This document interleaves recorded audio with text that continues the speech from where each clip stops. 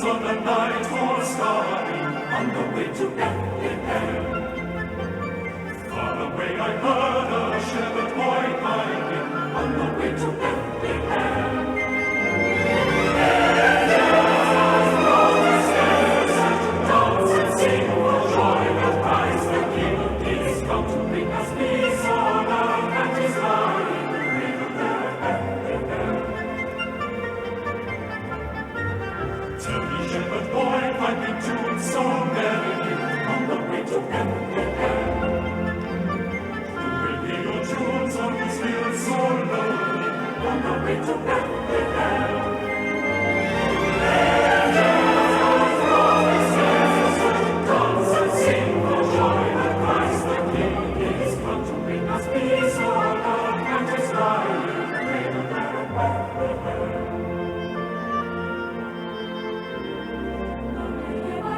On these hills so lonely, on the way to Bethlehem. But a king will hear me play sweet lullabies when we get to Bethlehem. Angels in the sky came down from on high. Oh, the angel babe was lying cradled in the arms of his mother Mary, singing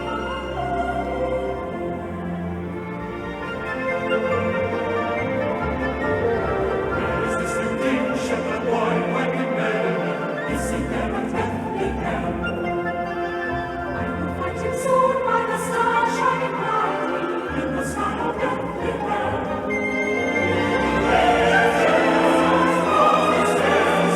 Dance and sing for joy that Christ the King is come to bring us peace on earth and His light in Bethlehem. May I come with you, shepherd boy, piping merrily, come with you to Bethlehem. May my heart be sure that the new King's reign is in far to Bethlehem. Angels roll the stairs and dance and sing for joy that Christ the King is born. This bright and glory stable yonder, all for you to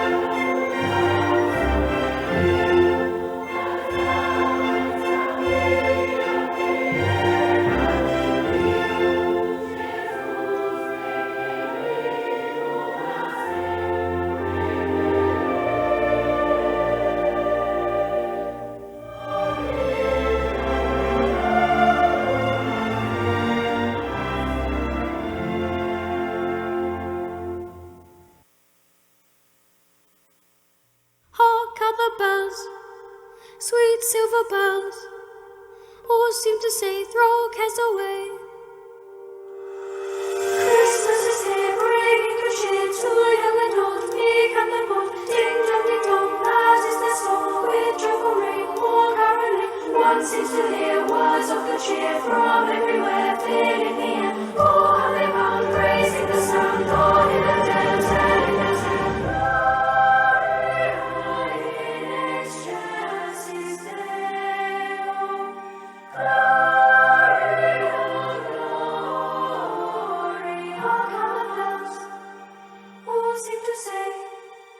Christmas is here, bringing the cheer to young and old, meek and the bold. Ding dong, that is the song, with joyful ring or caroling. One seems to hear words of good cheer from everywhere, filling the air. Oh, how they come, praising the sound, Lord in a dance, and in their tent. Hearing while people sing songs of good cheer, Christmas is here. Hey, hey, hey, while people sing songs of good cheer, Christmas is here. Gloria in excelsis Deo. Gloria, gloria.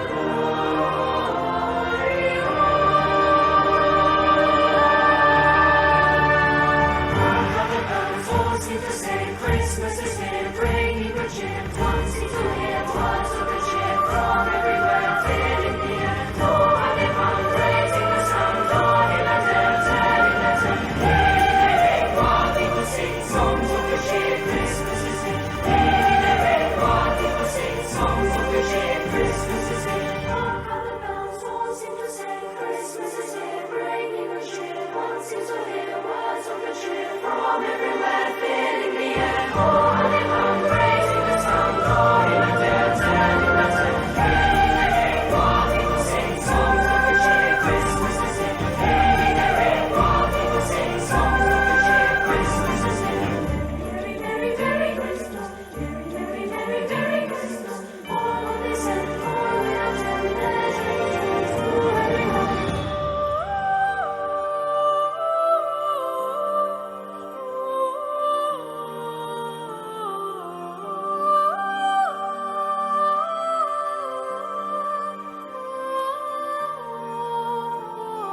Hark how the bells all seem to say, Gloria,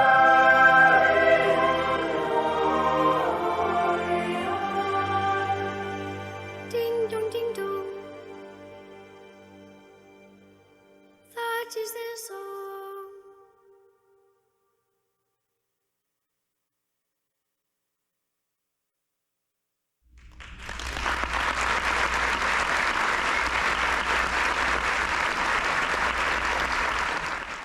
Olá, boa noite, sejam muito bem-vindos. Quero agradecer a presença de todos vocês, clientes, parceiros e amigos. Esta noite é realmente muito importante para nós, e neste ano ainda mais especial. A TGI completou 33 anos no último outubro, e a Agenda TGI, este evento, está chegando ao que seria as nossas bodas de prata. Estamos completando 25 anos. Estamos muito felizes com a comemoração em dose dupla ao lado de todos vocês. A agenda é uma correalização da TGI Consultoria e da revista Algo Mais. E, para nossa alegria e satisfação, pelo segundo ano consecutivo, contamos com a participação do projeto Área Social, que acabou de fazer essas belíssimas apresentações.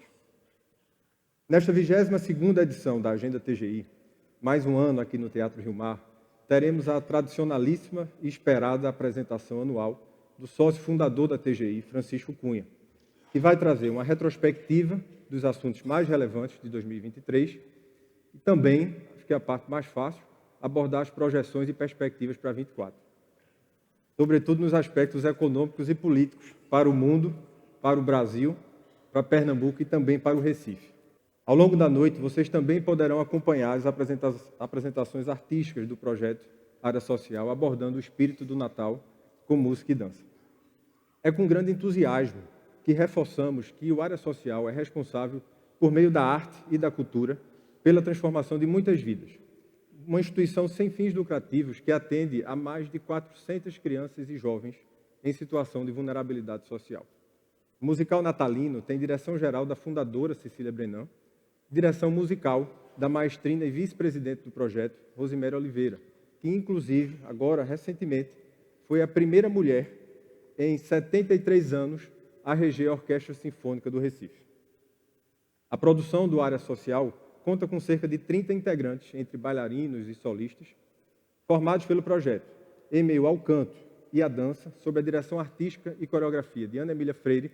Os integrantes realizam essas apresentações de forma espetacular. Neste ano, o tema central da agenda é A Era dos Extremos chegou, como atravessá-la.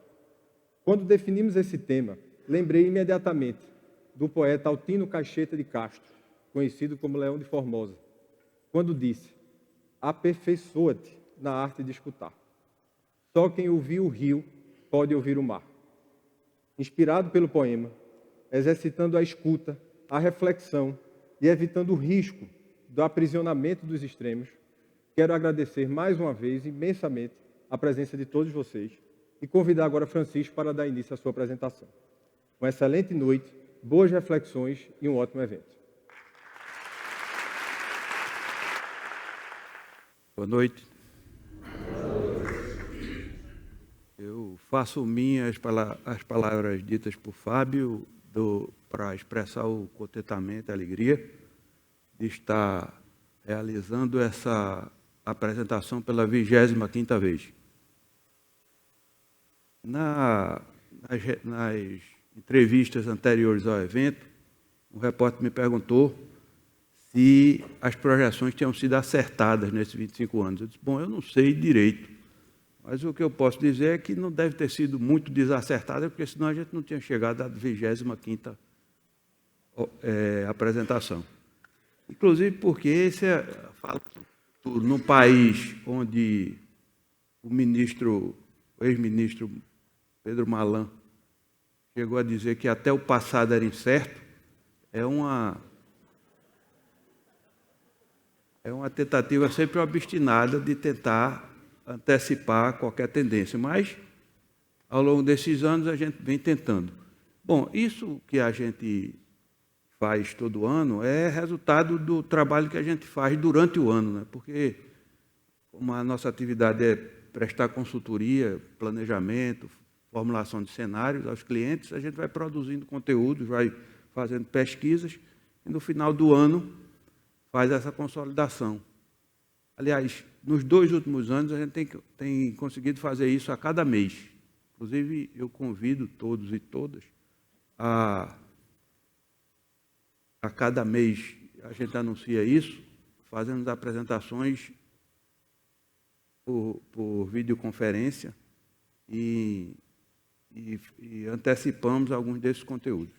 Bom, vamos tratar desse tema. Na era dos extremos chegou, como atravessar esses dias tão exigentes. É claro que esse conteúdo, pelo menos esse tema, ele foi inspirado no historiador Eric Hobsbawm, sobre o início do século XX, chamando esse período de Era dos Extremos, né? Ele não tinha ideia, todavia, do que aconteceria em termos de extremos, justamente no início do século XXI. E aí a gente está falando de extremos da geopolítica, que a gente está vendo acontecer no momento, as guerras da Ucrânia, da Palestina e outras guerras pelo mundo afora. Os extremos da política nacional, houve uma tentativa no início desse ano de um golpe de Estado no país, é 8 de janeiro. Os extremos da segurança pública, com o grande avanço do crime organizado no Brasil, isso é uma tendência e cada vez mais intensa. Os extremos do clima, esse de conhecimento de todos, inclusive nesse último mês aqui no Brasil de forma bem intensa, e os extremos da tecnologia, tanto no que diz respeito à disrupção digital, quanto no que diz respeito à inteligência artificial, que esse ano fez uma aparição bem incisiva. Bom, eu vou seguir a sequência que nós seguimos todos os anos, começando pelo mundo. E o que é que a gente pode dizer do mundo, né? Começar falando sobre o mundo. A questão dos extremos da guerra. E aí nós tivemos recentemente uma situação muito peculiar, que foi o Brasil fazendo a repatriação, trazendo para o país vários refugiados, né? Que terminaram chegando nessa situação de ter que sair da faixa de Gaza por conta da situação dramática que se estabeleceu por lá. E também num processo que nós estamos vivendo agora, estamos no período de trégua, né? Intervalo do conjunto de atrocidades que foram cometidas lá de um lado e de outro. Nós temos imagens, depois da faixa de Gaza, pelas imagens que a gente observa, bastante destruída, né? Em muitos lugares lá transformada em ruínas. Mas temos também, não só essa guerra que está agora na mídia, mas temos também a guerra da Ucrânia, ou na Ucrânia, que terminou desaparecendo da mídia, porque a outra ficou mais evidente. Mas também nós temos, e isso é uma coisa muito curiosa, né? Porque não aparece de jeito nenhum na mídia, um levantamento feito pela BBC, mas a partir da constatação que a ONU faz sobre o que é guerra mesmo, o que é que pode ser considerado guerra, se eu não me engano, são 1.000 mortos por ano, alguma coisa assim.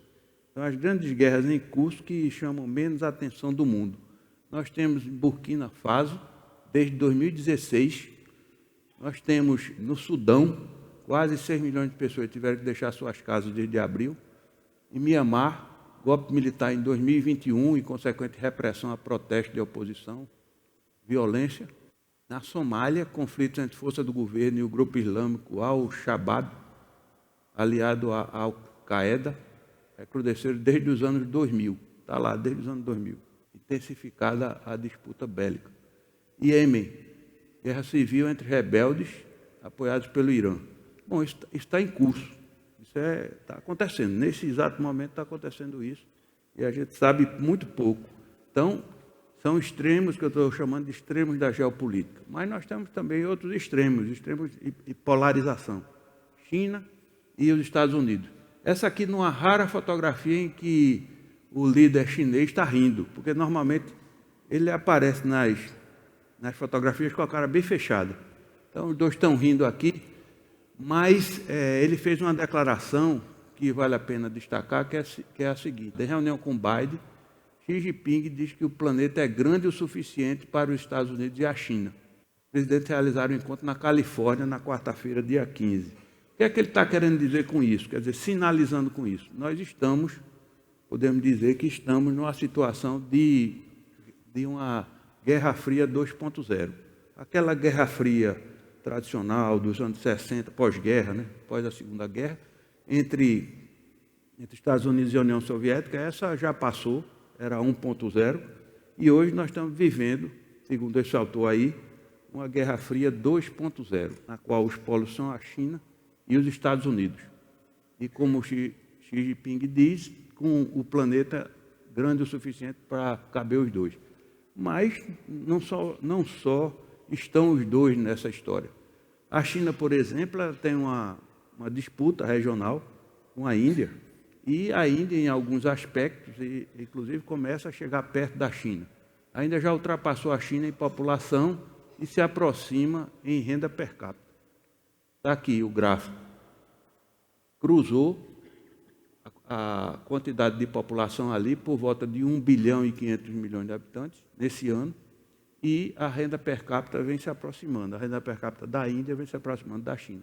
Isso é uma realidade regional, geopolítica, mas regional, mas também está dentro desse espectro mundial da chamada Guerra Fria 2.0, que podemos chamar assim.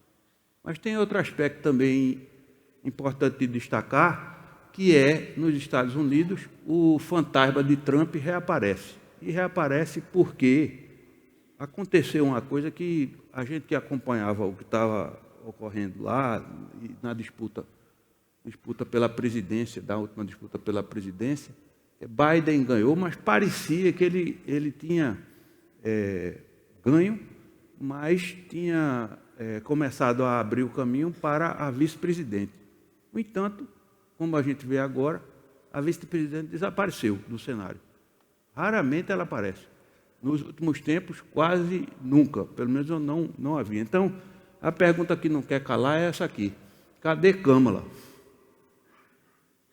Isso pode ter consequências sérias, porque a população os eleitores podem ser levados a imaginar que não convém fazer a reeleição de Biden e fazer retornar Trump. E começa tudo de novo, aquela confusão enorme que foi provocada lá na própria eleição presidencial. Não só nela, mas principalmente nela, né? Com aquela história toda, a invasão do Capitólio, aquele negócio todo. Então a gente está em vias de rever isso para o ano, porque é a eleição dos Estados Unidos. E aqui junto, nosso vizinho, a Argentina, a questão que fica é essa aqui: mais uma aventura. É mais uma aventura que a gente vai ver, é a política da motosserra.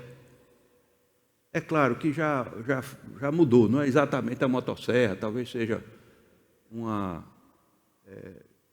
nesse momento, depois que ganhou, por conta da realidade, talvez seja uma tesoura de jardim, mas de qualquer maneira, começou na eleição, quer dizer, na campanha eleitoral, o que foi apresentado foi isso aí.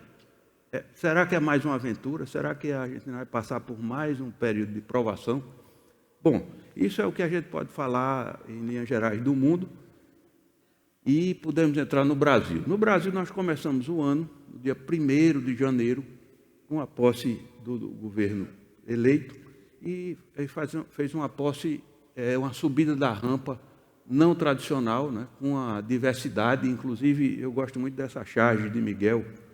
Ele coloca lá a faixa nas pessoas que estão subindo a rampa, fora o presidente, e curiosamente tinha até um cachorro subindo também. Não era nem caramelo, ali parece caramelo, mas aqui não era caramelo não. O cachorro subiu também.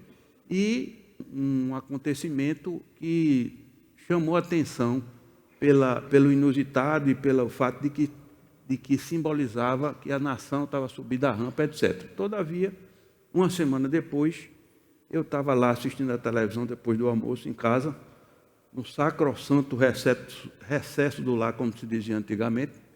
E aí, quando eu começo a ver a televisão, começa a aparecer os flashes, daqui a pouco, uma multidão arrebentando tudo, quebrando tudo. O que é isso? O que é que está acontecendo aí? Quando a gente vai tentar entender, depois lá para as tantas, vai tentar entender o que estava acontecendo, percebe uma completa maluquice, uma loucura coletiva. Estava se querendo promover um golpe de Estado com a invasão da sede dos 3 poderes, uma coisa absolutamente maluca. Então, na minha cabeça, passou uma espécie de flashback, como dizem os entendidos de cinema, né? Aquela coisa das imagens sobre o passado. E eu, desde que me entendo de gente, quase há 50 anos passado, quando entrei na universidade, eu comecei a me integrar na luta pelo estabelecimento do Estado de Direito.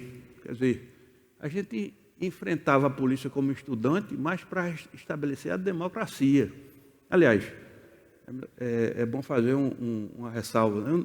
Eu menos enfrentava do que corria da polícia. Na verdade, o que eu fazia mais era correr da polícia, porque não se podia enfrentar a polícia. Mas esse povo aí não estava enfrentando, não para estabelecer a democracia, mas para estabelecer não sei o quê, porque era desconsiderar o que estava estabelecido. E aí, que pode chamar assim, né? Vários cronistas chamaram assim, a própria presidente do Supremo chamou de dia da vergonha, alguma coisa assim. E na minha cabeça veio aquela história toda, né, de que a democracia no Brasil foi uma construção árdua, uma conquista árdua, que custou vidas, exílios, dramas terríveis. Pois bem, aí eu me lembrei do que eu tinha participado, estava me lembrando do que eu tinha participado, da anistia, né, da luta pela anistia, em 1979, aquela história da volta do irmão do Enfio, né, com tanta gente que partiu no rabo de foguete, como cantava Elis Regina. Quer dizer, foi uma conquista a anistia, foi uma conquista e um trabalho contínuo e intenso pelas diretas já, conseguimos restabelecer as diretas já, depois, não imediatamente, mas depois da eleição indireta de Tancredo, no colégio eleitoral, conseguimos voltar com o estabelecimento da democracia. A Assembleia Nacional Constituinte de 1987 escreveu uma Constituição, mas num processo de constituinte livre e soberana. O Congresso foi eleito para isso. E nós completamos, em outubro passado, 35 anos da promulgação da Constituição. E aí eu me lembrei muito nesse dia lá, que a turma estava invadindo a sede do... Nunca antes na história desse país se tentou nada do gênero, muito menos invadir simultaneamente a sede dos 3 poderes. Aí, inclusive, Algo Mais fez uma matéria de capa muito interessante sobre a promulgação, os 35 anos da promulgação da Constituição, entrevistando os parlamentares que participaram aqui, que representaram Pernambuco lá na Constituinte, e fez uma matéria de capa muito interessante. E me lembrei imediatamente de Ulisses Guimarães, naquele momento épico, né, que ele foi o presidente da Assembleia Nacional Constituinte e ele promulgou a Constituição. Então, a nação nos mandou executar um serviço. Nós o fizemos com amor, aplicação e sem medo. A Constituição certamente não é perfeita. Ela própria o confessa, ao admitir a reforma. Quanto a ela, discordar, sim. Divergir, sim. Descumprir, jamais. Afrontá-la, nunca.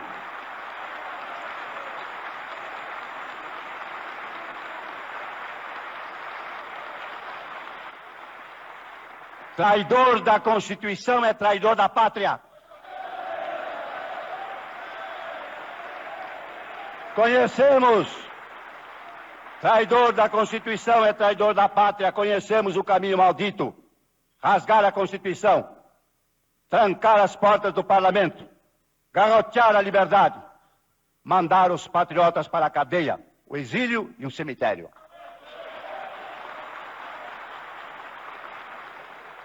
Quando, após tantos anos de lutas e sacrifícios, promulgamos o Estatuto do Homem, da Liberdade e da Democracia, bradamos por imposição de sua honra. Temos ódio à ditadura, ódio e nojo.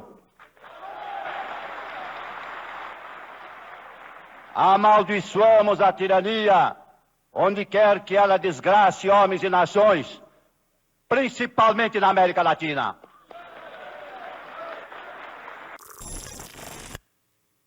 Na verdade, ele dá esse recado muito incisivo, né, naquele momento, que naquele momento nos encheu de orgulho de ter conseguido fazer essa transição, ter conseguido produzir uma Constituição, a Constituição Cidadã, e colocá-la como o império da lei. E o que a turma queria lá era simplesmente desconsiderar. Nesse aspecto, o Ulisses tem mais do que razão. Traidor da Constituição é traidor da pátria. E a gente precisa, o que parece muito difícil de entender é que 35 anos depois dessa conquista se queira uma coisa que não sabe exatamente o que era. Então eu me lembrei muito de Tom Jobim. Ele diz: o Brasil não é para principiantes, realmente não é para principiantes. A gente tem que, o tempo todo, tentar entender o que é que acontece no Brasil. Não é fácil, mas de qualquer maneira, passamos adiante e entendemos que é preciso, para pensar no futuro, é preciso pensar um pouco na economia. E lembrando essa coisa de que a economia termina imperando, né? Apesar dessas convulsões políticas, a economia termina imperando. O editorial da Folha de São Paulo já dizia aí na campanha que é a economia Lula. Isso foi uma referência a esse John Carlyle, que era o marqueteiro de Bill Clinton, e durante a campanha de Bill Clinton queriam dar outros encaminhamentos do ponto de vista, a ênfase da campanha ser outros aspectos que não a economia. Ele escreveu lá no comitê: economia stupid, idiota, qualquer coisa desse tipo. É a economia que, no final de contas, determina ou não o sucesso dos governos. E quando a gente olha essa recente pesquisa feita pela agência Atlas Intel, ela faz a seguinte pergunta, dentre várias perguntas, faz essa aí: como você avalia a situação econômica do Brasil e o mercado de trabalho neste momento? A pesquisa identificando a vontade do momento, né? E como você avalia a situação econômica da sua família? Aí veja, situação do emprego: 31% considera boa, 32% normal e 37% ruim. A situação da família: 29% boa, 48% normal, 24% ruim. E a situação do Brasil: 29% considera boa, 29% normal, 43% ruim. Isso é a situação hoje. Quando projeta para frente, qual a sua expectativa para a situação econômica do Brasil e do mercado de trabalho daqui a 6 meses? 6 meses na frente. Qual é a sua expectativa para a situação econômica da sua família? Veja como muda. A situação do Brasil: 54% vai melhorar. A situação do emprego: 54% também vai melhorar. E a situação da família: 47% vai melhorar. Quer dizer, os índices aí de vai piorar caem todos. Então, a expectativa sempre é que para frente esteja melhor. Então, se é assim, nesse momento, o que parece que é uma tendência de peso em relação a essa questão é que o governo vai tentar trabalhar, o governo atual vai tentar trabalhar para que a economia lá na frente, no período eleitoral, ela dê a sensação de melhora, é evidente. Então, o que é que a gente pode dizer, olhando para a ação do governo, buscando essa situação de melhora lá na frente? O governo promoveu, quer dizer, o governo atual promoveu o reajuste definitivo do Bolsa Família para os R$600. E fez isso, voltando de novo o nome para a Bolsa Família, porque antes tinha sido mudado para outra coisa. Também está promovendo o programa Desenrola Brasil, limpando o nome de devedores. A última contabilidade é o seguinte, que o Desenrola passa a parcelar dívida de até 20 mil a partir dessa segunda-feira, dia 20 de 11. E a dívida poderá ser parcelada em 60 meses, com o juro de R$ 1,99 ao mês. E a Haddad declara que 7 milhões de pessoas quitaram dívidas pelo Desenrola. A informação foi dada pelo ministro da Fazenda durante a participação no programa Conversa com o Presidente, no dia 21. Quer dizer, 7 milhões de pessoas. Então, o governo aumentou o Bolsa Família e se irriga a base. Trata desse programa, coloca em prática esse programa do Limpa Nome. Promove, ou pelo menos atua para que a inflação caia e os juros também, quer dizer, não é propriamente o governo. É o Banco Central que faz isso, mas houve uma pressão enorme durante o ano, de Lula pessoalmente, ele se envolveu nisso, do presidente, para que os juros baixassem, pressionando o Banco Central. Então, a prévia da inflação já mostra que, principalmente em alimentos e bebida, há um processo crescente de redução da inflação. E, por conta disso, da inflação reduzindo, a Selic cai para 12,25% ao ano, começa a cair, né? Você veja que subiu, foi a 14,25%, depois caiu para 2%, depois subiu para 13% e agora começa a cair. Lentamente, mas começa a cair. O remédio amargo para combater a inflação alta é o juro alto também. Todavia, apesar de ter sido iniciada a queda, mesmo com a queda, continua sendo uma das maiores taxas de juro real mais altas do mundo. Está aqui. O Brasil está em segundo lugar pela projeção para os próximos 12 meses. O México com juro real, 7,4% e o Brasil com 5,9%. Ainda é uma das taxas mais altas do mundo. Todavia, o governo avançou em alguns aspectos importantes, como, por exemplo, na aprovação do arcabouço fiscal. Eu mesmo não imaginava que fosse aprovada da forma que foi, inclusive com apoio parlamentar. Todavia, a gente tem que ver, e há uma contestação em relação a essa questão do arcabouço fiscal, porque ele coloca as áreas sociais, isso é verdade, para disputar recursos entre si, porque o conjunto de gastos e investimentos sociais tem que caber dentro do teto, deixando livres os gastos injustificáveis com elevados juros da dívida pública. Juros da dívida pública. Isso é uma instituição chamada Auditoria da Cidadã da Dívida. E vocês vejam que essa parte amarela aí é juros e amortização da dívida, é quase metade do orçamento, né? No final de contas, é quase metade do orçamento. Então, o que eles batem muito é que quase metade é para o orçamento, Previdência Social fica com quase 21%, transferência para estados e municípios com quase 12%, e aí sobra muito pouco recurso para utilizar no orçamento, para utilizar em políticas sociais e até para girar a máquina dos demais ministérios. Mas houve também a aprovação da reforma tributária, foi aprovada na Câmara, foi para o Senado, aprovada com ajuste no Senado, voltou para a Câmara, está sendo analisado. Mas esse camarada aí, o Samuel Pessoa, ele numa entrevista sobre o tema, ele diz o seguinte: a reforma tributária pode ser o plano real de Lula, diz o economista Samuel Pessoa. E aí ele perguntado o que é que ele estava querendo dizer com isso, ele disse o seguinte: então acho que aquele impacto imediato que houve lá do plano real na pobreza não deve haver. Mas eu destaco isso aqui. Mas se considerarmos uma janela um pouco mais longa no tempo, de 10, 15 anos, o impacto sobre a produtividade e sobre a organização da economia é equivalente. Quer dizer, eu também acho, a minha origem profissional é de auditor do Tesouro Estadual, então eu estudei eu estudei o Código Tributário, eu estudei tributação, etc., para poder fazer o concurso. E observava isso, que, embora fosse um desenho interessante e até bonito do ponto de vista de formulação, o direito tributário, na prática, no Brasil, não existia propriamente um sistema tributário, mas um sistema de exceção. São 27 legislações do ICMS, legislação de impostos em cascata. Então, a reforma ela simplifica muito isso. E a gente não tem condições de dizer, mesmo os estudos científicos aí, acadêmicos, não conseguem antecipar o benefício que isso pode ter. E o Samuel, que é um crítico, aliás, do governo Lula, ele não é uma pessoa favorável, ele diz que pode vir a ser o plano real de Lula, e é preciso ficar atento a isso. Eu acho que simplifica muito.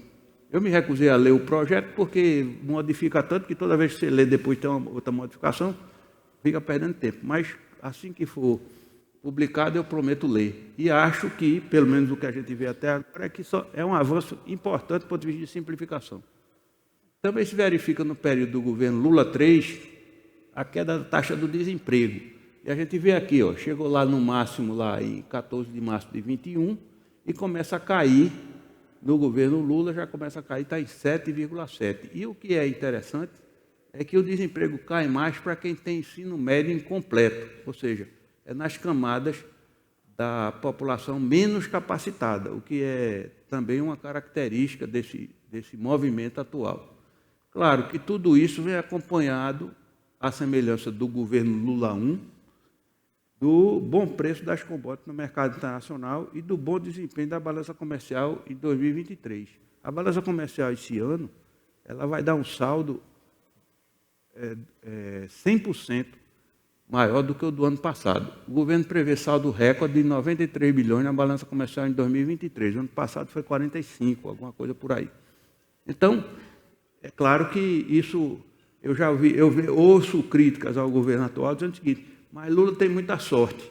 Aí o que é curioso é que nós, como nós somos antes de falar da sorte, a trajetória do risco do país também começa a cair. Teve um nível baixo lá em dezembro de 2020, mas ele está agora no mesmo nível que começou a cair a partir de dezembro de 2022. Há quem diga que tudo isso não passa de sorte de Lula, mas eu acho que não faz mal ter um presidente com sorte. Muito pelo contrário até.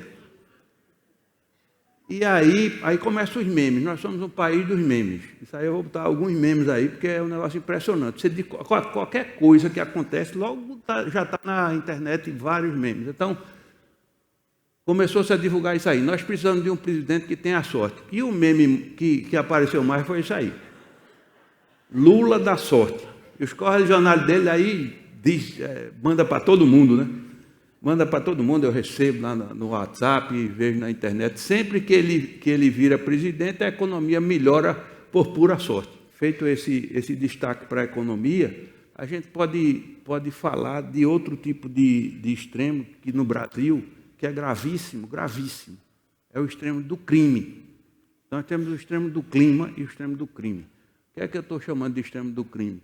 A grave crise de segurança pública com crescimento exponencial do crime organizado a partir do Rio de Janeiro, mas não só no Rio de Janeiro. Nós tivemos crises acentuadas de segurança no Rio, que foi, dizem aí, o pior da história, mas cada vez é pior da história, então significa que está piorando. Bandidos flagrados realizando treinamento de guerrilha no Complexo da Maré. Isso aí passou em todas as televisões, parece treinamento de Forças Armadas. E também, Bahia vive cenário de crise na segurança, sempre que tem algum problema, enfrentamento mais duro com o crime, acontece uma situação dessa, que conflagra socialmente o Estado e, às vezes, a capital. No Rio Grande do Norte, ataques do Rio Grande do Norte, e até aqui em Pernambuco, nós tivemos uma crise recente por conta dessa situação especial. Eu particularmente acho, que esta situação só terá um encaminhamento de solução, se é que tem solução, com enfrentamento direto por um presidente da República que coloque isso como prioridade. Não sei talvez faça uma intervenção no Rio, porque acho que o Rio não consegue se resolver isso sozinho, não. Inclusive, recentemente, ontem e hoje, a gente vê assim, a Secretaria de Segurança foi restabelecida, porque o governador anterior separou, né? Separou Polícia Civil de Polícia Militar, quando no Brasil todo a tendência é justamente o inverso. Então, agora voltou de novo. Só quando você vai ver, o sujeito o secretário, ele tem relações políticas com o governador e cria uma situação que a gente vê que parece que é uma arrumação política para resolver um problema político. Parece. Bom, mas aí, e os extremos do clima, dessa história toda? No mundo, nós vemos extremos mais do que abundantes, né? No mundo, a gente vê coisas desse tipo aí, ó. Em Nova York, com os incêndios do Canadá, no verão lá do hemisfério norte, incêndio do Canadá, transformaram Nova York numa coisa assim, que lembrou muito, eu me lembrava que eu tinha visto isso em algum lugar. Cidade de Nova York, no dia 7 de junho de 2023. E Blade Runner, o filme. 2049, quer dizer, antecipou em quantos anos? 26 anos, Blade Runner. A fumaça da queimada foi bater na Europa. Quer dizer, isso vai se exponenciando, né? A gente pensa que é uma besteira, tem uns negacionistas, não é bem isso, não tem clima, não tem problema do clima. E aí, esse ano, já se mediu que esse vai ser o ano mais quente da história, do mundo todo. Isso é muito grave, sabe por quê?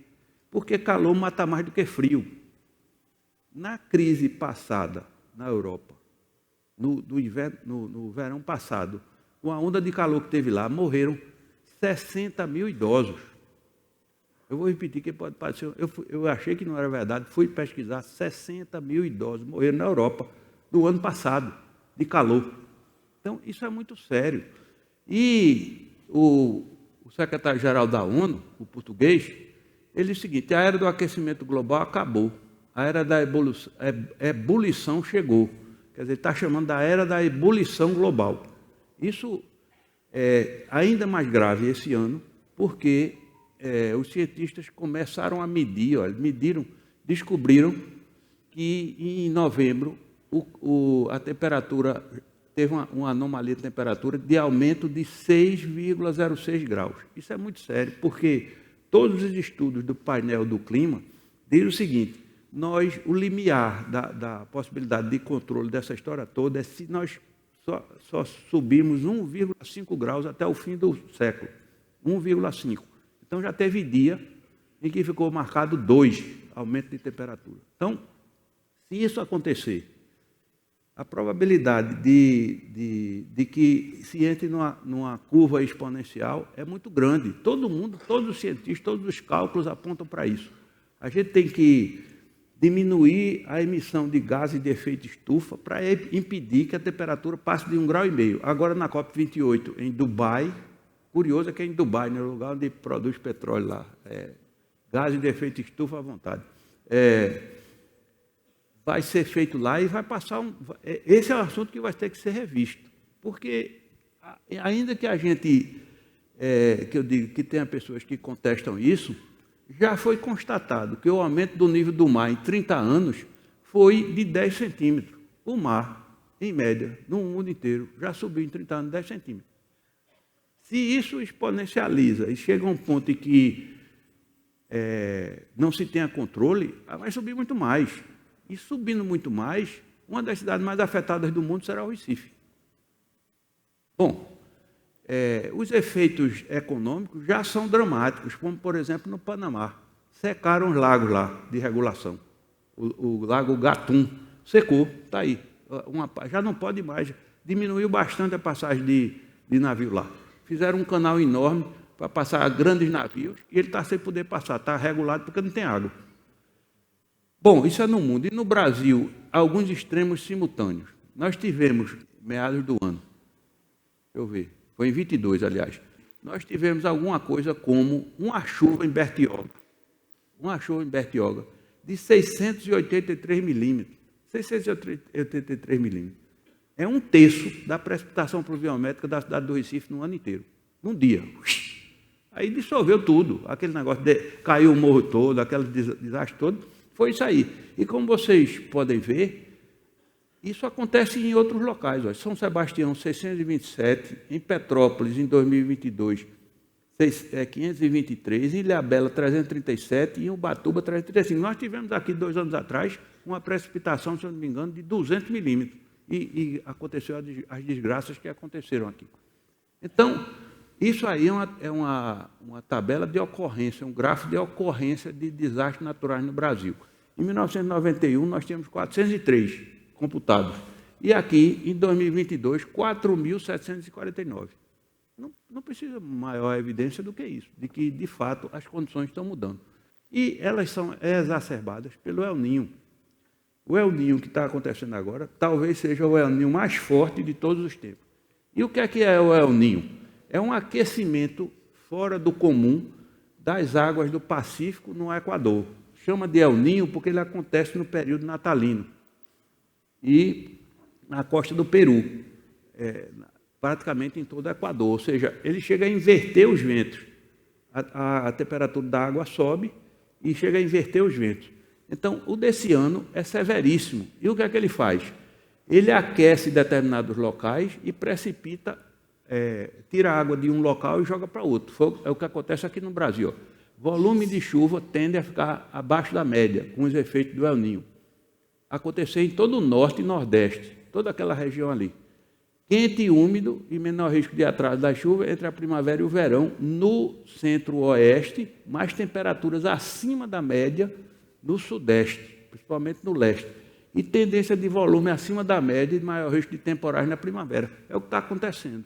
Nós temos simultaneamente seca da Amazônia, e veja que situação dramática, o Rio Seco. E lá não tem estrada praticamente, a estrada é aquática, a estrada é líquida. Manaus é atingida por tempestade de areia. Quando eu ligo a televisão, uma tempestade de areia em Manaus. Fogo no Pantanal, os maiores incêndios da história do Pantanal. Enchente no sul, e essa é uma situação, se não fosse dramática, se não fosse dramática, seria cômica. A vaca foi bater em cima do telhado. Encheu tanto que a vaca boiou e foi bater em cima do telhado. Depois não conseguia mais descer. Passou 3 dias lá, 2 dias. Maior confusão para descer a vaca de cima do telhado. Eventos extremos do clima em todo o país de forma simultânea. Você veja esse gráficozinho aqui, ó. Esse gráfico não, esse vídeo. Até 46 graus centígrados, o Brasil terá um dos lugares mais quentes do planeta no fim de semana, 2 ou 3 semanas atrás. E foi. Chegamos a ter, com calor extremo, o Rio de Janeiro enfrenta a sensação térmica próxima de 60 graus. 60 graus. No Rio de Janeiro, na Baixada Fluminense. Aí, o país do meme produz o quê? Bota o Rio de Janeiro junto do Sol, na frente de Mercúrio. Ainda bem que a gente tem capacidade de fazer graça, né? Porque se não fosse isso, era só calor. Bom, e temos também o extremo da tecnologia. O extremo da tecnologia, isso é uma coisa seríssima, que não se está dando a atenção devida a uma coisa dessa. Nós vimos com a disrupção digital. Disrupção digital é o seguinte: o acesso à internet cresce no Brasil e chega com 84% da população. Em 2023, diz pesquisa. Segundo o levantamento do TIC Domicílio 2003, o índice chega a quase 100% entre os mais ricos e fica em 69% nas classes D e E. 16% do domicílio compartilha conexão com o vizinho, ou seja, o importante é se conectar. Olha aqui, crescimento. Estava parado ali, ó, mesmo na pandemia, ficou ali paralisado em 81% da população, chegou a 84% e vai aumentar. E o que é? Uma boa parte da população, quer dizer, a maioria da população conectada, uma boa parte nas redes sociais e uma boa parte desses que estão na rede social atacando o outro extremo do espectro ideológico diferente do dela. Passa o dia todo lá, mandando, destilando ódio. E dá certo uma coisa dessa? Pedro Doria, que é muito interessante, ele faz uma abordagem muito interessante sobre esse tema. Ele diz o seguinte: as redes sociais tornaram as pessoas intolerantes ao diferente. Você fica ali na bolha, você não. Não estou dizendo que ninguém aqui fica. Estou dizendo que pessoas ficam na bolha e só ouvindo. Algumas pessoas chegam para mim e dizem o seguinte: eu não vejo mais notícias na TV. Ah, é? Nem lê o jornal. Sim. E você se informa como? Pela internet. Internet onde? Aí você vai, como quem não quer nada, perguntando, resultado. Pelo WhatsApp. Agência de notícias do WhatsApp.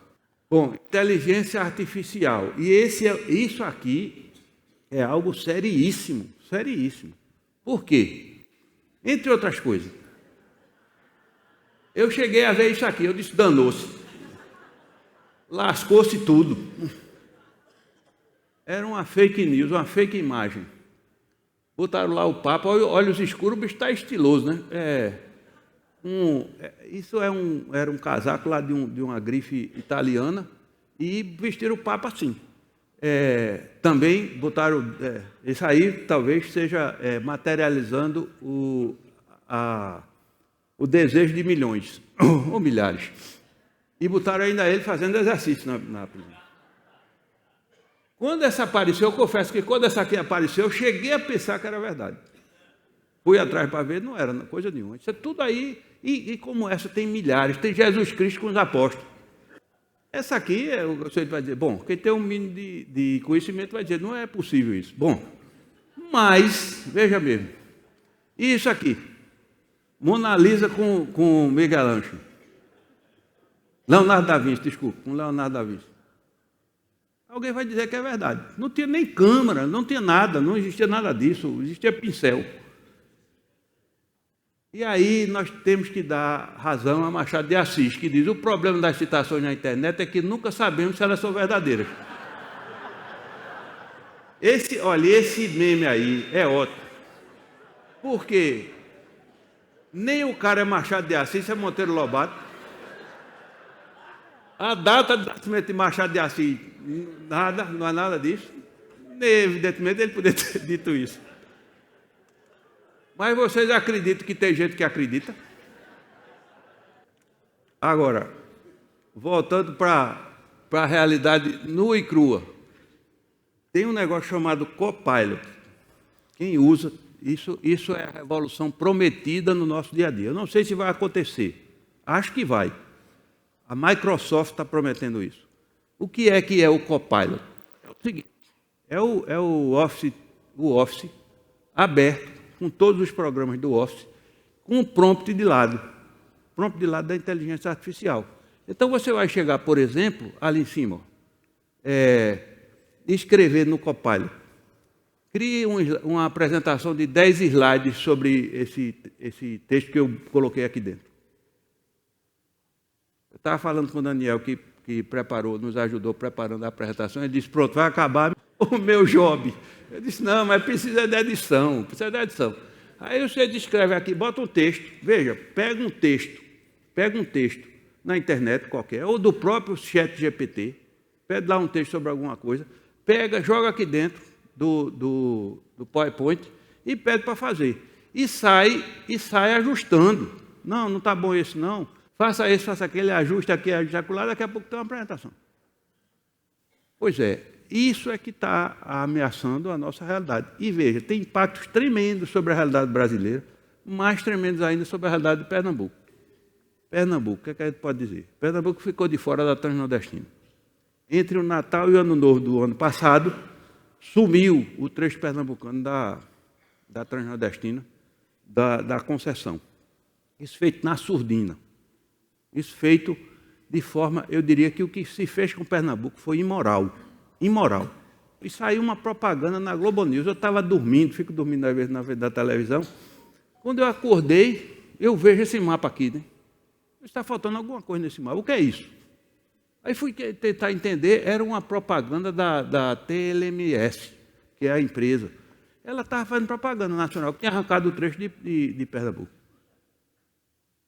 Bom, aí nós partimos para uma mobilização da sociedade civil organizada e Algo Mais tem um papel importantíssimo, porque Algo Mais ligava semanalmente para o Ministério do Transporte. Sim, e o trecho pernambucano? Estão fazendo o quê? Chegou ao ponto do ministro vir aqui e esbaforido dizer que o presidente Lula tinha mandado botar de volta o trecho. Escrevemos um manifesto, entregamos à ministra Simone Tebet pedindo para que o trecho pernambucano da Transnordestina fosse incluído, trabalhando de noite, lá no CREA, aquilo ali lá no CREA, como é que a gente escreve, não sei o quê, escreveu. Aí lá vai, ela veio fazer um evento aqui no Centro de Convenções, a gente foi lá, eu disse, Adriana, eu tenho que entregar esse negócio na mão dela. Mas como? Ela estava no palco enorme, não chegava, não subia. Para a sorte nossa, eu fui estagiário do Centro de Convenções, eu sei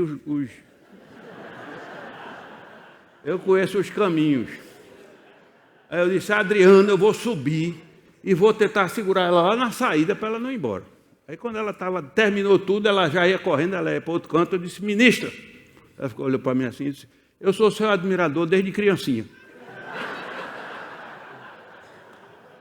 Aí ela olhou para mim, ela disse, esse cabelo está querendo gozar comigo. Eu disse, não, que a senhora era criancinha, porque eu era muito admirador do senhor, seu pai, o senador Ramês Tebet. Aí ela parou. Quando ela parou, eu disse, Adriano! Adriano chegou com a carta, a gente conseguiu, eu tirei a fotografia, pronto. Entregamos a ela, e isso teve um papel importantíssimo, porque a gente divulgou isso, fez o que precisava fazer, arregimentamos, isso foi uma mobilização danada, arregimentamos, entregamos aos políticos pernambucanos de todos os partidos um segundo manifesto, solicitando a inclusão do trecho pernambucano da ferrovia. Estava lá. Eu li esse manifesto para os políticos todos lá na mesa. E eu estou aqui não é porque seja alguma coisa especial, não. É porque a gente discute isso o tempo todo. A Água Mais funciona como um importante veículo de fustigação desse tipo de coisa. Porque a gente faz essa apresentação a cada ano por conta disso. Isso na verdade, é uma construção.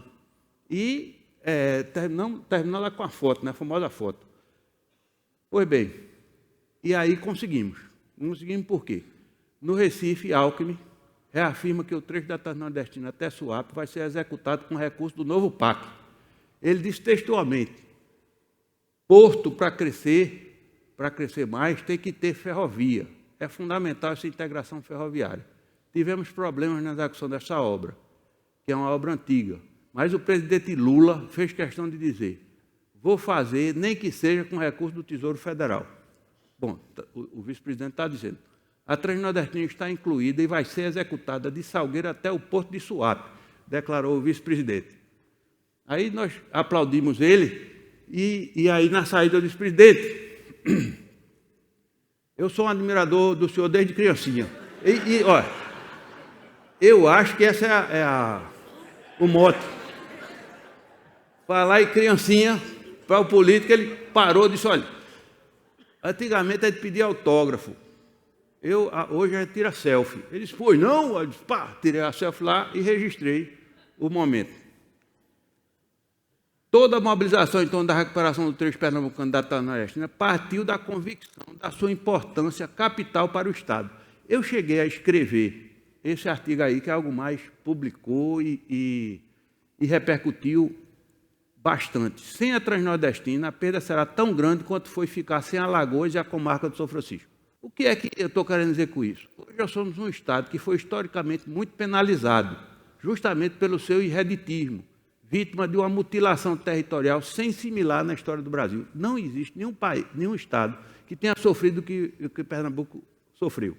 Primeiro, perdeu a comarca das Alagoas e perdeu a comarca do São Francisco, que é toda a região da Bahia.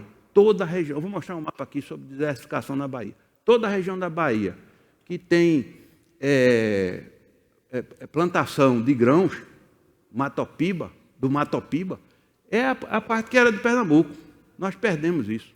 Ficamos num estado mutilado. O resultado é um estado com grandes carências físico-territoriais e sociais.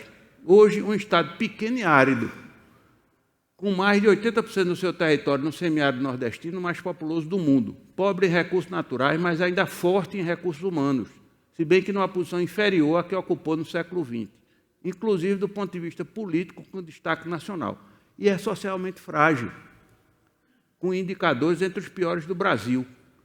Vejam o que é que acontece com o semiárido em 2017, nós estamos falando aqui de quantos anos? 4 anos, né? 2017 e 2021.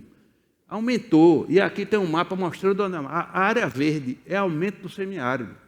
Isso é o quê? Consequência das mudanças climáticas, não é outra coisa. Está ali, aumentou. Pernambuco pegou um pedaço lá em cima, perto da Paraíba, lá da zona da Mata Norte. E veja o que acontece com o quadro de desertificação. Esse aqui é de 2017, desertificação. As áreas vermelhas são as áreas em vias aceleradas de desertificação. Desertificação não nasce nada. Vejam o que acontece no interior da Bahia. A parte que sobra é a parte que tiraram de Pernambuco. E tem uma parte que entra ali, ó, no vale, principalmente do Mochotó. Então, isso aí é preciso observar com toda atenção. É um estado ao qual falta, de forma crônica, na realidade atual, a capacidade de prospecção de futuros e formulação de estratégia de longo prazo. Temas, aliás, nos quais se destacou com louvor em meados do século XX, com a criação do CODEP, que era a Comissão de Desenvolvimento de Pernambuco, e o Padre Lebré, precursores, inclusive, da Sudene. O famoso Padre Lebré, olha aqui. Veio aqui, 15 dias ele passou aqui, depois de ter estudado a realidade de Pernambuco, e sinalizou com um desenvolvimento em meados do século passado, na década de 50, 1954. Ele veio e já tinha sido criada a Comissão de Desenvolvimento de Pernambuco por Agamenon Magalhães. Ele foi convocado pela Comissão de Desenvolvimento de Pernambuco, que depois faria a criação do CONDEP e inspirou a Sudene. Então, veio o Padre Lebré e falou que a vocação de Pernambuco era portuária, mas que o porto do Recife não tinha para onde se desenvolver e tinha que se pensar no Porto ao Sul, sinalizou com Suape. Ele disse que em Pernambuco cabia uma refinaria, uma montadora de automóveis, estaleiros e a ferrovia. E falou também numa siderúrgica. Ou seja, ele esboçou, e a partir daí o Estado soube transformar este plano em realidade, a ponto de era uma manhã, isso é em 1974, era uma manhã de terça-feira, muita gente se aglomerou na beira da praia de Suape para ouvir então o governador Heraldo Gueiros Leite discursar. Ele estava ali, naquele dia 30 de abril, para lançar a pedra fundamental do Porto de Suape. Suape é hoje nossa opção pelos caminhos do mar e será nosso amanhã. Aqui se desenrolarão novas lutas, com outros objetivos, totalmente apoiados nos ambientes de futuras fábricas, com pranchetas e máquinas nos navios que atracarão trazendo desenvolvimento. É Pernambuco que afirma sua vocação histórica da dimensão do futuro às conquistas do passado. Suape é isso. Mas ele não disse da cabeça dele. Tinha um planejamento anterior. E hoje, Suape é uma realidade incontestável. Talvez o melhor porto público do país. Todavia, ao que as evidências levam a crer, o modelo de desenvolvimento de Pernambuco, assim como o brasileiro, gestado em meados do século passado, simplesmente esgotou-se, sem que se saiba ainda pelo que será substituído. Esgotou-se. Urge, portanto, discutir seriamente que futuro precisamos para o Estado. É fundamental. Assim como o Brasil, o Estado também. Fica evidente que Pernambuco inclusive, por sugestão da editoria do Jornal do Comércio, eu escrevi um artigo que foi publicado hoje, dizendo justamente isso. Na era dos extremos, é preciso rever os modelos de desenvolvimento, tanto do Brasil quanto de Pernambuco. Pernambuco esgotou seu modelo de desenvolvimento, fica claríssimo isso agora. Bom, só para dar duas evidências de que a gente está completamente defasado. Uma delas, todos os cabos submarinos do Brasil chegam em Fortaleza, todos. 16. Por quê? Quando o primeiro cabo submarino da história chegou no Recife. Segundo, dizem que o combustível do futuro é hidrogênio verde. Agora a gente lê as notícias que foi ultrapassado pelo Ceará e pelo Piauí. Sim, quem está pensando nisso? Bom, sobre o Recife. No Recife nós temos um grande avanço. Nós fizemos um grande avanço esse ano. Chama-se Recentro na Rota do Futuro, que é o planejamento de longo prazo do centro do Recife. A atual gestão do prefeito João Campos, ele assumiu a responsabilidade pelo centro de forma bem clara e intensa, com dois horizontes. Um, que eu chamo de farol baixo, que é o recentro feito no dia a dia. O que precisa fazer em termos de atração de investimento, o que precisa fazer em termos de organização das vias, de limpeza, de iluminação, de tapa-buraco, etc. Isso diz respeito ao curto e talvez médio prazo. Mas é tão fundamental quanto isso. Quem dirige na estrada sabe. Tão importante quanto o farol baixo é o farol alto. E o farol alto é o seguinte: o que é que vai ser daqui a um horizonte de tempo mais largo?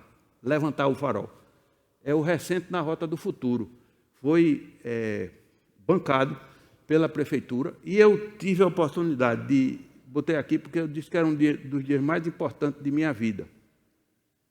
Por quê? No dia do lançamento estavam lá o Washington Fajardo, Sérgio Buarque, são os 2 consultores, Ana Paula Vilaça, que é a gerente do gabinete do centro, chefe do gabinete do centro, Felipe Matos, que é o secretário de Planejamento e Gestão da Prefeitura, e eu. Eu, como por acaso eu estou, no momento, presidente do Conselho de Administração da ARES, que é a instituição que foi convocada pela Prefeitura para coordenar esse plano.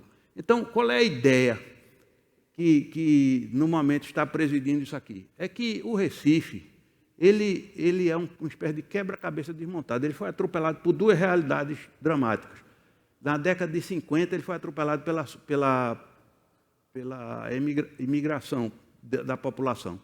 Então, passou de 500 mil habitantes para 1 milhão de habitantes de 1950 a 1970. Nenhuma cidade suporta isso. E foi atropelado pela lógica do automóvel. A cidade foi toda redesenhada para caber automóvel dentro. Quanto mais, melhor. Então, nós tivemos a oportunidade de, nos últimos 7 anos, fazer uma pesquisa aplicada da Prefeitura do Recife com a Universidade Federal de Pernambuco, chamada Parque Capibaribe, que é o mais importante diagnóstico urbano e plano urbanístico da história do Recife, de longe. Por quê? Porque ele permite a recostura do fragmentado território do Recife pelo rio Capibaribe. Eu já tive a oportunidade de falar sobre o Parque Capibaribe de outras vezes. Inclusive, ele sistematiza, ele dá unidade ao sistema de áreas e parques públicos, inclusive com o Parque da Tamarideira, lá em cima. Isso aí foi produzido pelo Parque Capibaribe. Então, a gente pode dizer que o Parque Capibaribe inicia pela via ambiental e verde a remontagem do quebra-cabeça historicamente desmontado do Recife.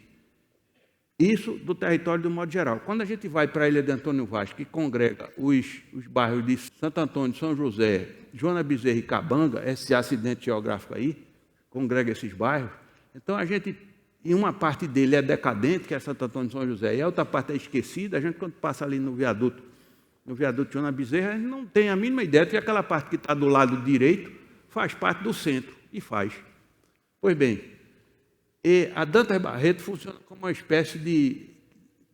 Para essa parte decadente da Ilha de Antônio Vaz, ela é também um verdadeiro quebra-cabeça histórico desmontado, que deve valer-se da Avenida Dantas Barreto como uma sutura urbanística reconectadora do território fragmentado. Como? Essa reconexão deve ser feita tanto tendo como fio condutor a sequência de praças históricas, desde a atual Praça da República, sede do pioneiro parque de Maurício de Nassau, até a Praça da Apoteose, na frente da Bacia do Pina, que pode ser comemorativa lá na frente dos 500 anos do Recife, que o Recife será a primeira capital brasileira a completar 500 anos em 2037. E a gente pode dizer, por sua vez, que o centro do Recife, e em particular a Ilha de Antônio Vaz, representam a apoteose do Parque Capibaribe na cidade. Inclusive foi feito um seminário internacional que saiu com essa síntese aí sistêmica, que a ilha toda pode ser conectada de forma articulada pelos corredores verdes. Isso está na coleção Recife 500 anos, que foi publicado também no último ano. Foi um esforço hercúleo que foi feito pela CEP e a Universidade Federal. Conseguimos publicar 8 livros, estão 6 aí, mas foram 8 livros, mais 2 ilustrados. E no último Hack and Play, nós fizemos uma oficina, um workshop, que produziu esse entendimento, quer dizer, avançou nesse entendimento, que a Dantas Barreto, com a saída para a Bacia do Pina, é um poderoso reconector do território fragmentado de Santo Antônio e São José. Porque permite a saída, o redesenho do Estelita permite a saída para a frente d'água, ou seja, a Dantas Barreto, ela indo de frente, ela chega na Bacia do Pina. Assim como o centro do Recife, em especial a Ilha de Antônio Vaz, pode ser considerada a apoteose do Parque Capibaribe na cidade, A saída da Danta Barreto na Bacia do Pina pode ser considerada a apoteose do centro da cidade, que é isso aqui. A avenida vem e chega na Bacia do Pina. Sobretudo se essa chegada propiciar o espaço privilegiado que o Recife precisa para marcar espacialmente o seu pioneiro aniversário de 500 anos. E por que não? Aí foi um avanço que o workshop permitiu fazer a partir das suas conclusões, esse lado do Hack and Play, recentemente. Fazer algo parecido com a fonte d'água do Lago de Genebra, mas não uma, várias fontes, porque essa bacia aí pode ser a bacia, e deve ser a bacia dos 500 anos do Recife, a verdadeira praça d'águas da cidade. Então, isso é possível fazer, e a nossa sugestão do próprio workshop é que seja feito por concurso internacional, o estudo da bacia toda. Pode permitir que o bairro do Recife, que levou 40 anos para passar da nota 3 para a nota 7, de fato avançou bastante nos últimos anos, e aí a gente tem o desafio de passar isso para a nota 9. Mas Santo Antônio só tem 14 anos para passar da nota 3 para a nota 7. É isso que, digamos assim, é objeto de trabalho desse plano do centro. E aqui a gente pode dizer que está fazendo aí, ou está sugerindo fazer aí, o que sugere, ou pelo menos formula Hölderlin, que foi um poeta alemão. Ele dizia o seguinte: ali onde reside a dor, a dificuldade, está também aquilo que salva. O Recife, nós temos a oportunidade de transformar o problema da decadência e do esquecimento em combustível para a transformação. Como? Reunindo os conteúdos produzidos, que são muitos, muita gente produziu muita coisa, mas tem uma característica do Recife: cada um produz isoladamente, a gente tem que reunir isso, reconectar as energias dispersas, reinvenção da vocação de Santo Antônio, que deve ser, sobretudo, residencial, e recostura desse território fragmentado. Inclusive, trazendo para ele de volta as repartições públicas e as secretarias que foram para outro canto. Não tem porquê a Secretaria da Administração estar em Boa Viagem. Não tem nenhuma explicação possível para isso. Por que não no centro? Porque ali ancora com atividade relevante. O plano Recentro na Rota do Futuro produzirá o desenho do novo quebra-cabeça do centro do Recife, com destaque para a Ilha de Antônio Vaz, de modo a que seja possível remontá-lo, peça por peça, até que em 2037 a sua nova imagem já faça pleno sentido para todos os recifenses e para o mundo. Nós podemos ser referência para o mundo, sim. Afinal, todos os recifenses precisamos de uma regeneração poderosa e inspiradora do centro da cidade. O centro da cidade parque, o centro dos 500 anos, o centro de todos nós. Como estava previsto no tema, eu vou falar como atravessar a era dos extremos. Mas, antes disso, que é a finalização, eu queria pedir para vocês não saírem daí, porque nós vamos ter outra maravilhosa apresentação do Área Social. Stars are brightly shining, it is the night of the dear Saviour's birth. Long lay the world in sin and error pining, till he appeared and the soul felt its worth.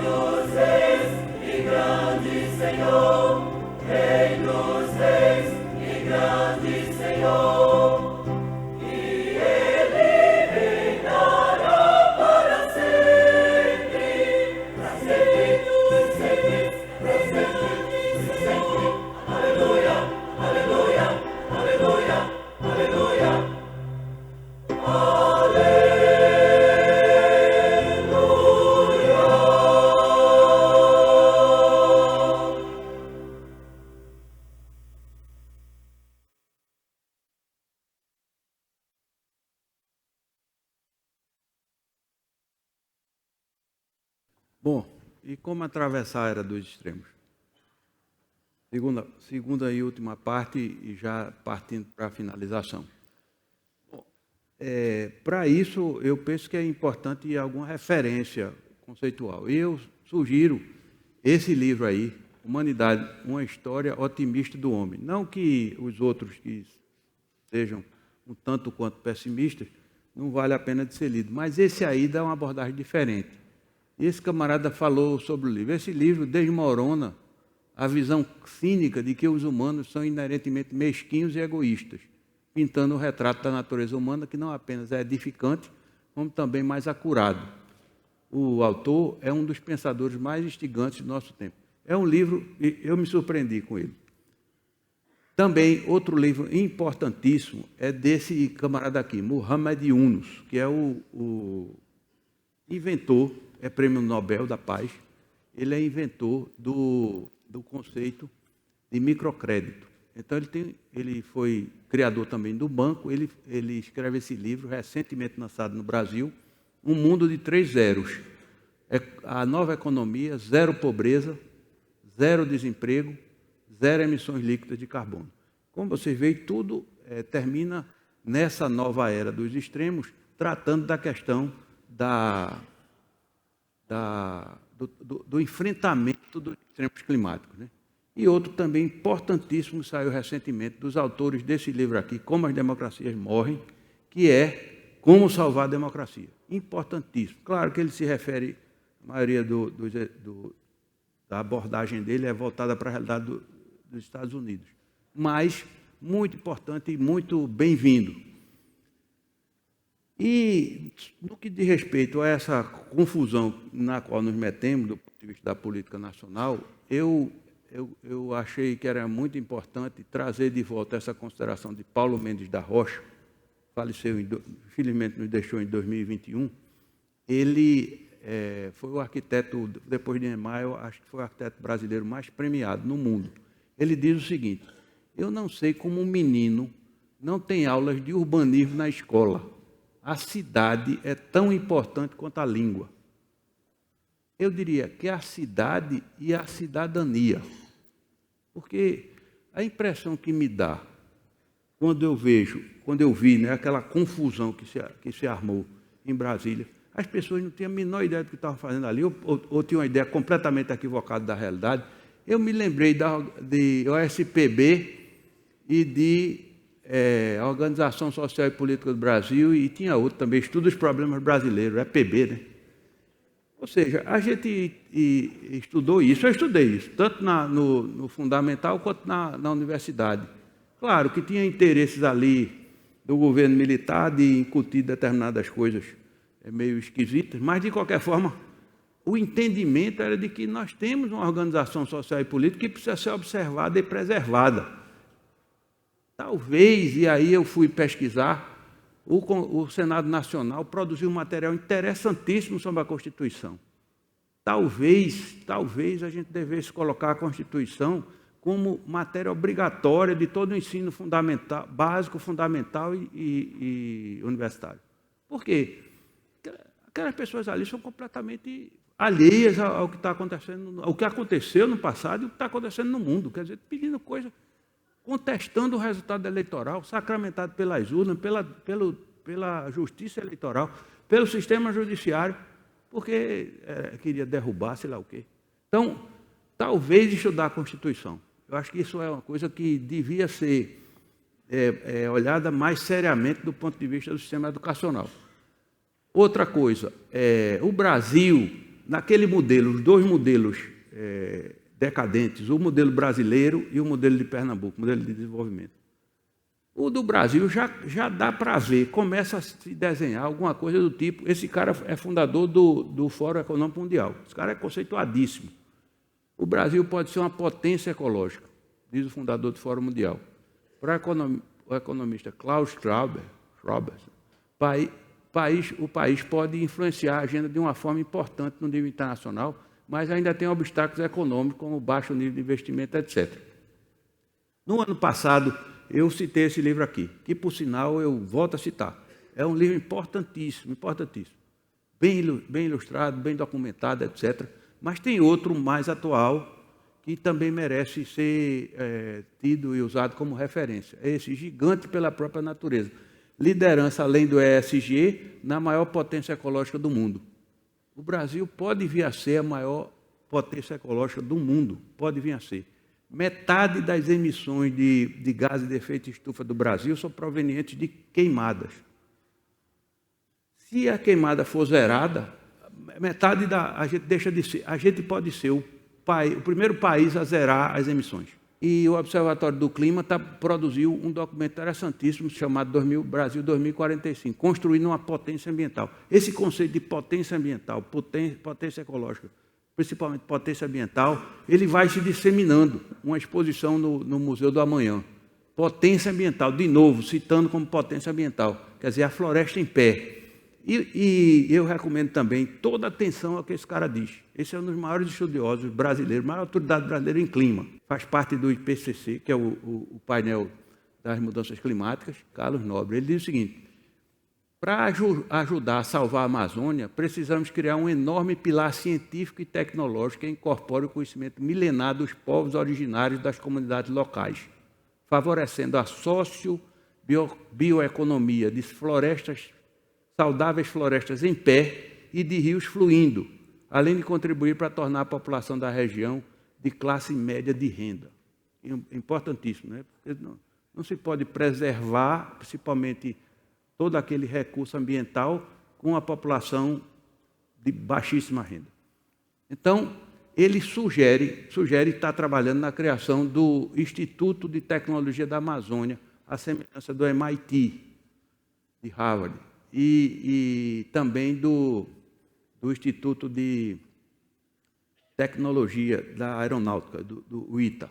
No caso do Brasil, então o Brasil está caminhando nessa direção. Começa a pipocar esse entendimento de que o modelo de crescimento e desenvolvimento do Brasil deve ser baseado, ancorado na sua condição de maior potência ambiental do mundo. E Pernambuco? Pernambuco em perspectiva, estratégia de longo prazo. Então, a pesquisa que foi feita do Parque Capibaribe nos ensinou claramente que se no centro de toda essa nova investida em relação ao novo modelo de desenvolvimento, ela tem que ser baseada na ciência, na tecnologia e na inovação. Porque se não for, fica oca, fica sem raízes. Então, a ciência, tecnologia e inovação que possa subsidiar o empreendedorismo dinâmico, o empreendedorismo que todos nós empreendemos, mas também a gestão pública eficaz. A gestão pública tem que ser baseada, como no caso da Prefeitura do Recife, ela passou a ser, a partir da pesquisa do Parque Capibaribe, passou a ser também baseada em ciência e tecnologia. Então, isso tudo articulado com a infraestrutura adequada, com a educação de qualidade em todos os níveis e sustentabilidade ambiental e climática. Lógico, está em mutação. Para quê? E aí a gente chegou, isso foi um trabalho que a Algo Mais coordenou, chegou a formular uma visão de 2037. Por que 2037? Porque é quando o Recife completará 500 anos, a capital completará 500 anos. Então, em 2037, quando do aniversário de 500 anos do Recife, Pernambuco será um estado mais próspero e com mais qualidade de vida e justiça social, se adequando às exigências das mudanças climáticas, mas tirando o máximo proveito disto, para a geração de energia limpa e mais barata para o desenvolvimento do Estado. Isso é uma formulação mais genérica, mas que foi feita no sentido de organizar um pouco, ajudar a organizar um pouco as ideias. Por quê? Nós temos um alinhamento astral nunca antes acontecido na história desse Estado, nem do país. E é o seguinte, nunca antes na história desse Estado, desta região e deste país, houve um alinhamento tão favorecedor. O ex-governador de Pernambuco no Banco do Nordeste. E um ex-secretário, ex-parlamentar, no comando da Sudene. E mais do que isso, uma governadora e um presidente pernambucano. Então, isso tudo, isso é um alinhamento astral. Se a gente não aproveitar agora, vai aproveitar quando? Não podemos perder essa oportunidade de reinventar a capacidade pernambucana de prospecção de futuro e de planejamento público consequente. Por quê? Por uma coisa óbvia, os romanos já sabiam disso. Não há vento favorável para quem não sabe para onde ir, onde quer ir. E aí, a nossa contribuição, e aí eu estou falando pela Algo Mais, e estou falando pela rede de gestão, há uma discussão sistemática sobre o futuro de Pernambuco, essa abordagem. Pernambuco em perspectiva, estratégia de longo prazo. E quando eu falo de rede de gestão, falando dessas de 25 anos também, a rede de gestão está completando esse ano 25 anos, são empresas de consultoria, são empresas que prestam serviço a empresas, principalmente em temas relacionados à gestão empresarial, qualificando a gestão empresarial. Nós já atuamos há 25 anos e já produzimos alguns conteúdos, inclusive esse que eu citei há pouco, e vamos continuar, vai ser a nossa contribuição. Algo mais tem feito tem desempenhado um papel importantíssimo, tanto no que diz respeito ao desenvolvimento de Pernambuco, quanto ao desenvolvimento do Recife. Inclusive, ganhou, a semana passada, um prêmio da FIEP, como o melhor da categoria impresso, vencedor com essa reportagem, no número 200, Desafio para o Desenvolvimento de Pernambuco. Está ela aqui. Potenciais e as dificuldades de cada região do Estado para o crescimento econômico e igualdade social. O troféu é isso aí. Troféu bacana, danado. Em resumo, aí é no caminho do encerramento. O que fazer? Primeiro, eu acho importantíssimo cada um de nós calcular sua pegada de carbono e ver o tamanho de sua contribuição individual para o aquecimento global. Quem já fez deve ter surpreendido, quem não fez vai se surpreender mais ainda, com a contribuição que a gente dá ao aquecimento global. E aí, essa tomada de consciência é muito importante. Segundo, e é fundamental numa cidade como a nossa, para o mundo e numa cidade como a nossa, não derrube, nem deixe derrubar nenhuma árvore e, sempre que possível, plante quantas árvores puder. A árvore tem um papel duplo, ela fornece sombra, e numa cidade tropical, sombra é vida, e ela sequestra carbono da atmosfera e enterra no solo. Por isso, e não pode ser derrubada, porque quando ela derruba, o efeito é inverso. Por isso que as queimadas contribuem de forma tão dramática para o aquecimento global. As queimadas da Amazônia, do Pantanal, da Mata Atlântica, etc. Por quê? Porque aquela reserva de carbono que já tinha sido sequestrada, ela volta para a atmosfera. Terceiro, comece a dizer que a saída do Brasil é tornar-se uma potência ambiental maior do mundo. Custa nada dizer. Vai dizer, não, o Brasil... Não tem a menor dúvida. Quando vier um estrangeiro, maior potência ambiental. Não tem dúvida. Isso não se discute. Vamos passar para a próxima. Quarto, procure engajar-se em movimento de discussão do futuro sustentável de Pernambuco. Nós precisamos de envolvimento maior possível da sociedade. E, o quinto, não deixe mais ninguém dizer que o Recife não tem jeito. Não deixe, não. Não. Eu até estava dizendo, outro dia eu estava meio chateado, para dizer a expressão aqui, não devia usar não, mas arretado. Aí, alguém disse, não, porque o Recife não tem jeito, quem não tem jeito é você. Pronto, acabou logo a conversa. Como calcular a sua pegada de carbono? Vá lá. O Google já usa a inteligência artificial há muito tempo. Bota lá. Como calcular a minha... Vai aparecer várias formas de medir. E façam, por favor, façam isso. Para ter consciência de quanto a gente contribui para o aquecimento global. E por fim, é por fim mesmo. Eu já estou prometendo o fim, mas é o fim mesmo. São dois vídeos. Cada um de 4 minutos e pouco. São 2 vídeos. E eu acho importantíssimo. Porque a gente tem que ver o mundo e tem que ver a aldeia. E são 2 vídeos fundamentais. Fundamentais. Um belíssimo. O primeiro é esse aí. Mateu Paul Miller. Nome artístico, Matiz Yahu. É um cantor judeu de reggae. Nesse concerto em Haifa, ele pediu a 3.000 muçulmanos e judeus que se reunissem e aprendessem a canção One Day, em menos de 1 hora. Não só isso, aprenderam a cantar e harmonizar a letra em 3 línguas diferentes. O concerto resultante é um espetáculo deslumbrante de unidade e beleza. Isso significa alcançar a unidade entre os seres humanos, independentemente de raça, credo e divisões políticas.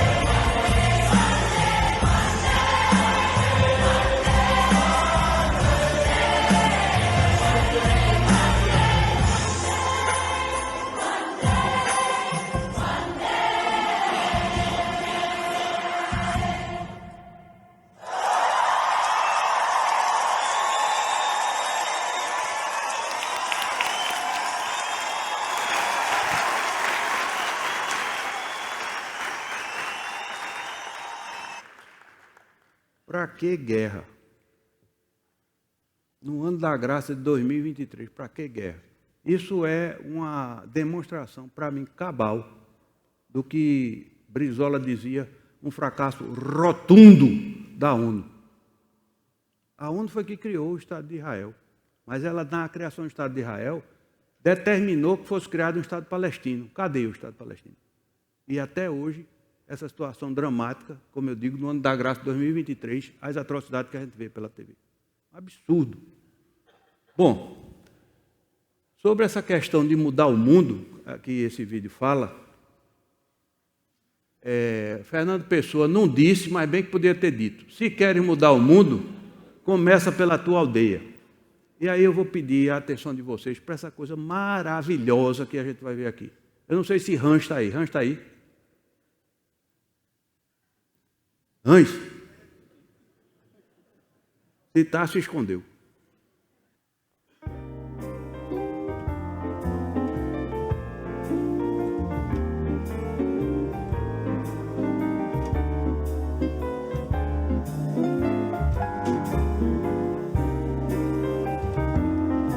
É o dia começando e terminando no Recife.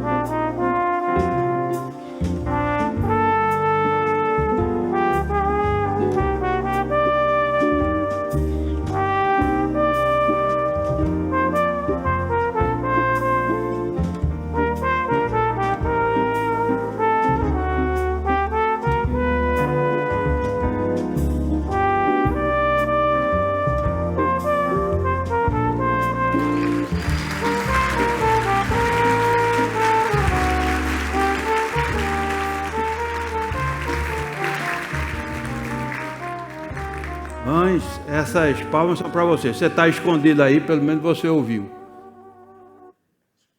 Para terminar, eu queria dizer o seguinte: não deixe mais ninguém dizer que o Recife não tem jeito. E se puder, além disso, complete dizendo: eu decidi fazer parte do jeito que o Recife tem. Porque se a gente não decidir isso, ele não tem jeito.